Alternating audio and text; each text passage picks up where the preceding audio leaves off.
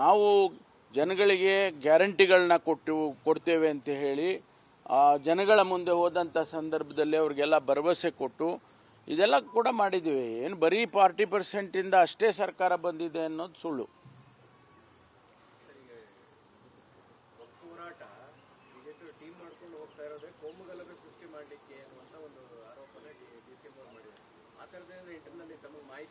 ಇಲ್ಲ, ನಾನು ನಿನ್ನೆ ಕೂಡ ಪ್ರತಿಕ್ರಿಯೆ ಮಾಡಿದ್ದೇನೆ. ಅವರು ಇದನ್ನು ರಾಜಕೀಯ ಅಸ್ತ್ರವಾಗಿ ಉಪಯೋಗ ಮಾಡ್ತಾ ಇದ್ದಾರೆ ಅಂತ ಹೇಳಿದ್ದೇನೆ. ಆ ರಾಜಕೀಯ ಅಸ್ತ್ರ ಅಂತ ಹೇಳುವಾಗ ಅವರು ಏನು ಬೇಕಾದರೂ ಅದು ಕೋಮುಗಲಭೆಗೆ ಆಗ್ಬೋದು ಅಥವಾ ಬೇರೆ ಬೇರೆ ಯಾವ ಶಾಂತಿಯನ್ನು ಹಾಳು ಮಾಡೋ ರೀತಿಯಲ್ಲಿ ಏನೆಲ್ಲ ಆಗ್ಬೋದು, ಅದು ಆಗ್ಬೋದು. ಅದಕ್ಕೆ ಅವರು ಈ ಪಾದಯಾತ್ರೆಯನ್ನು ಉಪಯೋಗಿಸ್ತಾ ಇದ್ದಾರೆ ಅಂಥೇಳಿ ನಾವೆಲ್ಲ ಅಲಿಗೇಷನ್ ಮಾಡಿದ್ದೇವೆ. ಅದು ಯಾವ ರೀತಿ ಮುಂದಕ್ಕೆ ಯಾವ ರೀತಿ ತಗೊಳ್ಳುತ್ತೆ ಅಂತ ಈಗ ನಾವು ಊಹೆ ಮಾಡೋಕ್ಕಾಗೋದಿಲ್ಲ.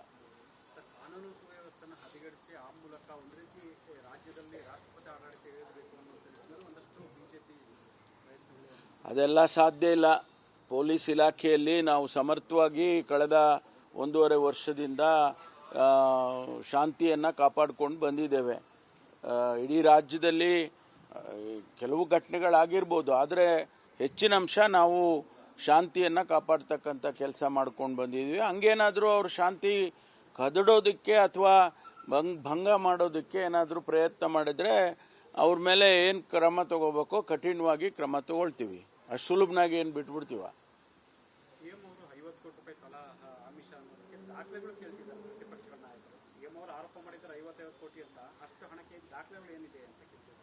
ಅದೇ ಈಗ ಪ್ರಧಾನಮಂತ್ರಿಗಳು 700 ಕೋಟಿ ಇಲ್ಲಿಂದ ಕೊಟ್ಟಿದ್ದಾರೆ ಅನ್ನೋದಕ್ಕೆ ದಾಖಲೆ ಕೊಟ್ಟಿದ್ದಾರಲ್ಲ, ದಾಖಲೆ ಅವರು ಕೊಡಲಿ, ಅವರನ್ನ ಅವರು ಕೇಳಲಿ.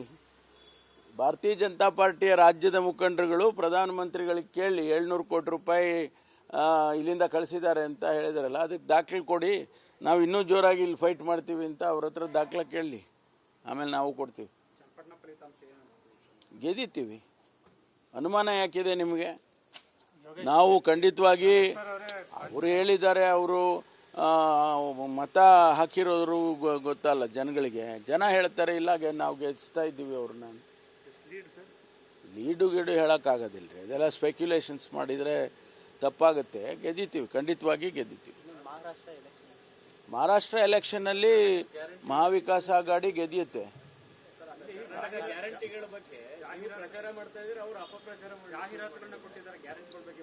ಹೌದು, ಈಗ ಮುಖ್ಯಮಂತ್ರಿಗಳು ಹೇಳಿದ್ದಾರೆ, ನಾವು ಕಠಿಣವಾಗಿ ಕ್ರಮ ತಗೊಳ್ತೀವಿ, ಕೇಸ್ ಬುಕ್ ಮಾಡ್ತೀವಿ ಅವ್ರ ಮೇಲೆಲ್ಲ ಅಂತ ಹೇಳಿದ್ದಾರೆ.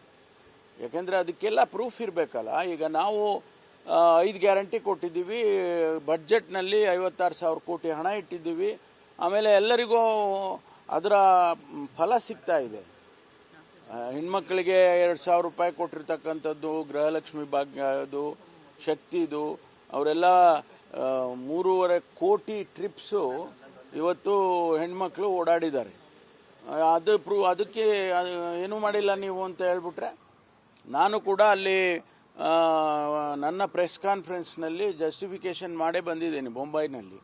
ನಾವು ಅಲ್ಲಿ ಉದಾಹರಣೆಗಳ ಸಮೇತ ನಮ್ಮ ಗ್ಯಾರಂಟಿಗಳದ್ದು ಏನು ಇಂಪ್ಲಿಮೆಂಟ್ ಮಾಡಿದ್ದೀವಿ ಅನ್ನೋದನ್ನು ಕೂಡ ನಾನು ಹೇಳಿ ಬಂದಿದ್ದೇನೆ ಅಲ್ಲಿ ಮಹಾರಾಷ್ಟ್ರದಲ್ಲಿ.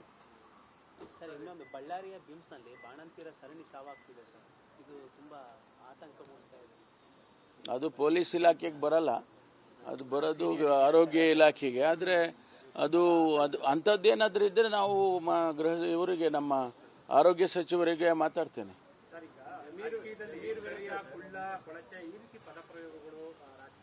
ನೋಡಿ, ಅವರವರ ಸಂಸ್ಕೃತಿ ಆಧಾರದ ಮೇಲೆ ಅವರು ಮಾತನಾಡಿಬಿಡ್ತಾರೆ. ಅವರ ಹಿನ್ನೆಲೆ ಹೆಂಗಿರಬೇಕು ಗೊತ್ತಿಲ್ಲ, ಆ ಆಧಾರದ ಮೇಲೆ ಅವ್ರು ಮಾತಾಡ್ತಾರೆ. ಅಂಥ ಪದ ಬಳಕೆ ಮಾಡೋದು ಅದು ಅನ್ಪಾರ್ಲಿಮೆಂಟ್ರಿ ಇಲ್ಲದೆ ಇರ್ಬೋದು, ಆದರೆ ಅದು ಅಷ್ಟೊಂದು it's not with A good taste, ಅಷ್ಟೊಂದು ಅಹಿತಕರವಾಗಿ ನಮಗೆ ಕೇಳಿಸೋದಿಲ್ಲ. ಅದು ಒಂಥರ ಕೆಟ್ಟದಾಗಿ ಕೇಳಿಸುತ್ತೆ.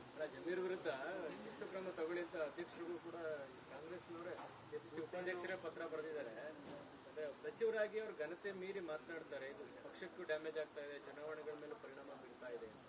ಅದನ್ನು ಅಧ್ಯಕ್ಷರೇ ಈಗ ಅಲ್ಲಿ ನಮ್ಮಲ್ಲಿ ಡಿಸಿಪ್ಲಿನರಿ ಕಮಿಟಿ ಇದೆ, ನಮ್ಮ ಇವರು ರಾಜ್ಯಸಭಾ ಸದಸ್ಯರಾಗಿದ್ದಂಥ ಹಿರಿಯರಾದ ರಾಜ್ಯಸಭಾ ಇವರು ನಮ್ಮ ರೆಹಮಾನ್ ಖಾನ್ ಅವರು ಅದರ ಅಧ್ಯಕ್ಷರಿದ್ದಾರೆ.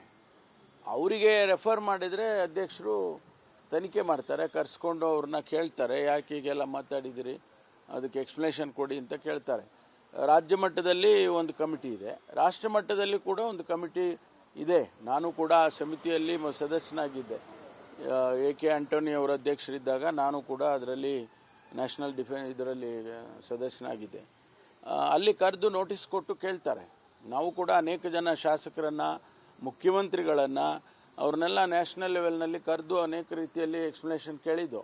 ಅದೇ ರೀತಿ ನಾವು ಜನಗಳಿಗೆ ಗ್ಯಾರಂಟಿಗಳನ್ನ ಕೊಡ್ತೇವೆ ಅಂತ ಹೇಳಿ ಆ ಜನಗಳ ಮುಂದೆ ಹೋದಂಥ ಸಂದರ್ಭದಲ್ಲಿ ಅವ್ರಿಗೆಲ್ಲ ಭರವಸೆ ಕೊಟ್ಟು ಇದೆಲ್ಲ ಕೂಡ ಮಾಡಿದ್ದೀವಿ. ಏನು ಬರೀ 40% ಅಷ್ಟೇ ಸರ್ಕಾರ ಬಂದಿದೆ ಅನ್ನೋದು ಸುಳ್ಳು. ಹೋರಾಟ ಬಿಜೆಪಿ ಟೀಮ್ ಮಾಡ್ಕೊಂಡು ಹೋಗ್ತಾ ಇರೋದೇ ಕೋಮುಗಲಭೆ ಸೃಷ್ಟಿ ಮಾಡಲಿಕ್ಕೆ ಅನ್ನುವಂಥ ಒಂದು ಆರೋಪನೆ DCM ಅವರು ಮಾಡಿದ್ದಾರೆ. ಆ ಥರದ್ದೇನು ಇಂಟರ್ನಲ್ಲಿ ತಮಗೆ ಮಾಹಿತಿ ಇದೆ ಸರ್? ಇಲ್ಲ, ನಾನು ನಿನ್ನೆ ಕೂಡ ಪ್ರತಿಕ್ರಿಯೆ ಮಾಡಿದ್ದೇನೆ. ಅವರು ಇದನ್ನು ರಾಜಕೀಯ ಅಸ್ತ್ರವಾಗಿ ಉಪಯೋಗ ಮಾಡ್ತಾ ಇದ್ದಾರೆ ಅಂತ ಹೇಳಿದ್ದೇನೆ. ಆ ರಾಜಕೀಯ ಅಸ್ತ್ರ ಅಂತ ಹೇಳುವಾಗ ಅವರು ಏನು ಬೇಕಾದರೂ ಅದು ಕೋಮುಗಲಭೆಗೆ ಆಗ್ಬೋದು ಅಥವಾ ಬೇರೆ ಬೇರೆ ಯಾವ ಶಾಂತಿಯನ್ನು ಹಾಳು ಮಾಡೋ ರೀತಿಯಲ್ಲಿ ಏನೆಲ್ಲ ಆಗ್ಬೋದು, ಅದು ಆಗ್ಬೋದು. ಅದಕ್ಕೆ ಅವರು ಈ ಪಾದಯಾತ್ರೆಯನ್ನು ಉಪಯೋಗಿಸ್ತಾ ಇದ್ದಾರೆ ಅಂಥೇಳಿ ನಾವೆಲ್ಲ ಅಲಿಗೇಷನ್ ಮಾಡಿದ್ದೇವೆ. ಅದು ಯಾವ ರೀತಿ ಮುಂದಕ್ಕೆ ಯಾವ ರೀತಿ ತಗೊಳ್ಳುತ್ತೆ ಅಂತ ಈಗ ನಾವು ಊಹೆ ಮಾಡೋಕ್ಕಾಗೋದಿಲ್ಲ. ಕಾನೂನು ಸುವ್ಯವಸ್ಥೆನ ಹದಗೆಡಿಸಿ ಆ ಮೂಲಕ ಒಂದು ರೀತಿ ರಾಜ್ಯದಲ್ಲಿ ರಾಷ್ಟ್ರಪತಿ ಆಡಳಿತ ಇರಬೇಕು ಅನ್ನೋ ನಿಟ್ಟಿನಲ್ಲಿ ಒಂದಷ್ಟು ಬಿಜೆಪಿ ಪ್ರಯತ್ನಗಳು. ಅದೆಲ್ಲ ಸಾಧ್ಯ ಇಲ್ಲ. ಪೊಲೀಸ್ ಇಲಾಖೆಯಲ್ಲಿ ನಾವು ಸಮರ್ಥವಾಗಿ ಕಳೆದ 1.5 ವರ್ಷದಿಂದ ಶಾಂತಿಯನ್ನು ಕಾಪಾಡಿಕೊಂಡು ಬಂದಿದ್ದೇವೆ. ಇಡೀ ರಾಜ್ಯದಲ್ಲಿ ಕೆಲವು ಘಟನೆಗಳಾಗಿರ್ಬೋದು, ಆದರೆ ಹೆಚ್ಚಿನ ಅಂಶ ನಾವು ಶಾಂತಿಯನ್ನು ಕಾಪಾಡ್ತಕ್ಕಂಥ ಕೆಲಸ ಮಾಡ್ಕೊಂಡು ಬಂದಿದ್ವಿ. ಹಂಗೇನಾದರೂ ಅವರು ಶಾಂತಿ ಕದಡೋದಕ್ಕೆ ಅಥವಾ ಭಂಗ ಮಾಡೋದಕ್ಕೆ ಏನಾದರೂ ಪ್ರಯತ್ನ ಮಾಡಿದರೆ ಅವ್ರ ಮೇಲೆ ಏನು ಕ್ರಮ ತಗೋಬೇಕೋ ಕಠಿಣವಾಗಿ ಕ್ರಮ ತಗೊಳ್ತೀವಿ. ಅಷ್ಟು ಸುಲಭನಾಗಿ ಏನು ಬಿಟ್ಬಿಡ್ತೀವ? ಸಿಎಂ ಅವರು 50 ಕೋಟಿ ರೂಪಾಯಿ ತಲಾ ಆಮಿಷ ಅನ್ನೋದಕ್ಕೆ ದಾಖಲೆಗಳು ಕೇಳ್ತಿದ್ದಾರೆ ಪ್ರತಿಪಕ್ಷಗಳ ನಾಯಕರು. ಸಿಎಂ ಅವರು ಆರೋಪ ಮಾಡಿದ್ದಾರೆ 50 ಕೋಟಿ ಅಂತ. ಅಷ್ಟು ಹಣಕ್ಕೆ ದಾಖಲೆಗಳು ಏನಿದೆ ಅಂತ ಕೇಳ್ತಿದ್ದಾರೆ. ಅದೇ ಈಗ ಪ್ರಧಾನಮಂತ್ರಿಗಳು 700 ಕೋಟಿ ಇಲ್ಲಿಂದ ಕೊಟ್ಟಿದ್ದಾರೆ ಅನ್ನೋದಕ್ಕೆ ದಾಖಲೆ ಕೊಟ್ಟಿದ್ದಾರಲ್ಲ, ದಾಖಲೆ ಅವರು ಕೊಡಲಿ, ಅವರನ್ನ ಅವರು ಕೇಳಲಿ. ಭಾರತೀಯ ಜನತಾ ಪಾರ್ಟಿಯ ರಾಜ್ಯದ ಮುಖಂಡರುಗಳು ಪ್ರಧಾನಮಂತ್ರಿಗಳಿಗೆ ಕೇಳಿ 700 ಕೋಟಿ ರೂಪಾಯಿ ಇಲ್ಲಿಂದ ಕಳಿಸಿದ್ದಾರೆ ಅಂತ ಹೇಳಿದಾರಲ್ಲ, ಅದಕ್ಕೆ ದಾಖಲೆ ಕೊಡಿ, ನಾವು ಇನ್ನೂ ಜೋರಾಗಿ ಇಲ್ಲಿ ಫೈಟ್ ಮಾಡ್ತೀವಿ ಅಂತ ಅವ್ರ ಹತ್ರ ದಾಖಲೆ ಕೇಳಲಿ, ಆಮೇಲೆ ನಾವು ಕೊಡ್ತೀವಿ. ಗೆದ್ದಿತ್ತೀವಿ, ಅನುಮಾನ ಯಾಕಿದೆ ನಿಮಗೆ? ನಾವು ಖಂಡಿತವಾಗಿ ಅವರು ಹೇಳಿದ್ದಾರೆ, ಅವರು ಮತ ಹಾಕಿರೋರು ಗೊತ್ತಲ್ಲ ಜನಗಳಿಗೆ. ಜನ ಹೇಳ್ತಾರೆ ಇಲ್ಲ ನಾವು ಗೆಲ್ಲಿಸ್ತಾ ಇದ್ದೀವಿ ಅವ್ರನ್ನ. ಲೀಡು ಗೀಡು ಹೇಳೋಕ್ಕಾಗೋದಿಲ್ಲ ರೀ, ಅದೆಲ್ಲ ಸ್ಪೆಕ್ಯುಲೇಷನ್ಸ್ ಮಾಡಿದರೆ ತಪ್ಪಾಗುತ್ತೆ. ಗೆದ್ದಿತೀವಿ, ಖಂಡಿತವಾಗಿ ಗೆದ್ದಿತೀವಿ.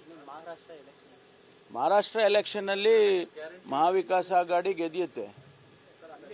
ಗ್ಯಾರಂಟಿಗಳ ಬಗ್ಗೆ ಪ್ರಚಾರ ಮಾಡ್ತಾ ಇದ್ದಾರೆ, ಅವರು ಅಪಪ್ರಚಾರ ಜಾಹೀರಾತುಗಳನ್ನ ಕೊಟ್ಟಿದ್ದಾರೆ ಗ್ಯಾರಂಟಿಗಳ ಬಗ್ಗೆ ಮಹಾರಾಷ್ಟ್ರ. ಹೌದು, ಈಗ ಮುಖ್ಯಮಂತ್ರಿಗಳು ಹೇಳಿದ್ದಾರೆ ನಾವು ಕಠಿಣವಾಗಿ ಕ್ರಮ ತಗೊಳ್ತೀವಿ, ಕೇಸ್ ಬುಕ್ ಮಾಡ್ತೀವಿ ಅವ್ರ ಮೇಲೆಲ್ಲ ಅಂತ ಹೇಳಿದ್ದಾರೆ. ಯಾಕೆಂದರೆ ಅದಕ್ಕೆಲ್ಲ ಪ್ರೂಫ್ ಇರಬೇಕಲ್ಲ. ಈಗ ನಾವು 5 ಗ್ಯಾರಂಟಿ ಕೊಟ್ಟಿದ್ದೀವಿ, ಬಡ್ಜೆಟ್ನಲ್ಲಿ 56,000 ಕೋಟಿ ಹಣ ಇಟ್ಟಿದ್ದೀವಿ, ಆಮೇಲೆ ಎಲ್ಲರಿಗೂ ಅದರ ಫಲ ಸಿಗ್ತಾ ಇದೆ. ಹೆಣ್ಮಕ್ಳಿಗೆ 2,000 ರೂಪಾಯಿ ಕೊಟ್ಟಿರ್ತಕ್ಕಂಥದ್ದು, ಗೃಹಲಕ್ಷ್ಮಿ ಭಾಗ್ಯದು, ಶಕ್ತಿದು, ಅವರೆಲ್ಲ 3.5 ಕೋಟಿ ಟ್ರಿಪ್ಸು ಇವತ್ತು ಹೆಣ್ಮಕ್ಳು ಓಡಾಡಿದ್ದಾರೆ.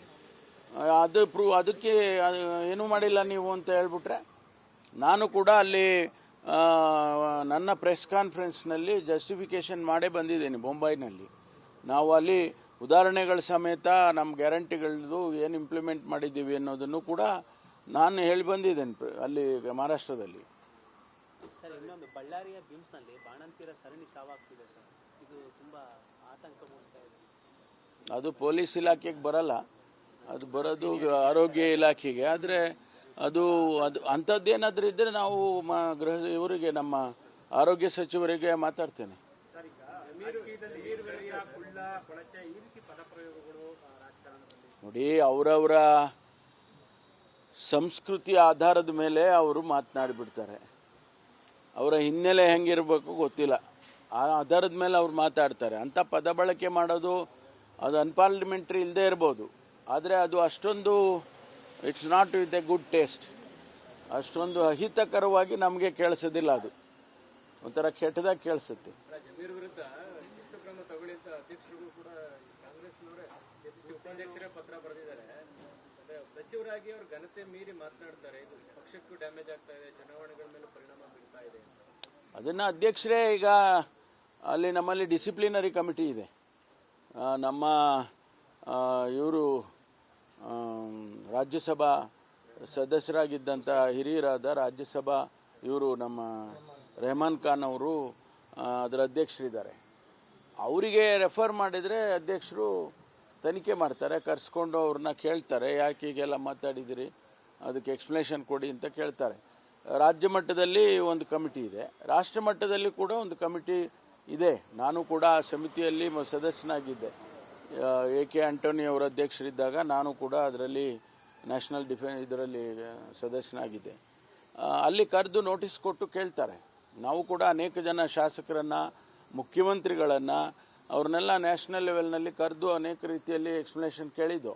ಅದೇ ರೀತಿ ಮಾಡ್ತಾರೆ.